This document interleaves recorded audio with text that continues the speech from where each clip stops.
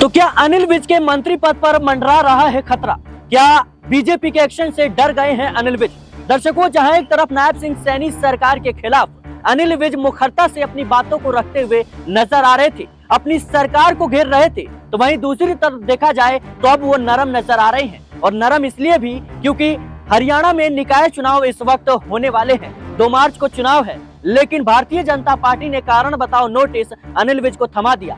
अनिल विज से पूछा गया कि आप किस कह सकते हैं बुनियाद पर ये आरोप लगा रही हैं। अनिल विज ने सीधे तौर पर मुख्यमंत्री को टारगेट किया। उन्होंने कहा कि जब से मुख्यमंत्री नायब सिंह सैनी बने हैं, तब से उड़न खटोले पर घूम रहे हैं और विकास कार्यों पर कम ध्यान दे रहे हैं। इसके साथ ही उन्होंने साजिश का गंभीर आरोप लगाया। उन्होंने कहा कि मुझे चुनाव हरवाने की पूरी कोशिश मेरे अपनों ने की और उनका सीधा इशारा मुख्यमंत्री नायब सिंह सैनी पर था। लेकिन भारतीय जनता पार्टी ने जैसे ही कारण बताओ नोटिस थमाया, उसके बाद से कहीं न कहीं वो और ज्यादा आक्रामक नजर आए। निकाय चुनाव में उनके 15 जो समर्थक थे, उन्हीं को टिकट दिया गया और उन्होंने लिस्ट भेजी थी 32 समर्थकों की। ऐसे में देखा जाए तो अनिल विज कहते हैं कि मैं इस लिस्ट को होल्ड करवा दूंगा और बीजेपी को मजबूरी में उस लिस्ट को होल्ड करना पड़ता है और फिर बीजेपी उनके समर्थकों को टिकट देती है। उसके बाद से देखा गया कि अनिल विज नरम नजर आ रहे हैं, क्योंकि माना यह जा रहा है कि 2 मार्च के बाद अनिल विज के खिलाफ बीजेपी बड़ा एक्शन लेने की तैयारी कर रही है। बीजेपी ऐसे तमाम नेता को, चाहे वो देखा जाए तो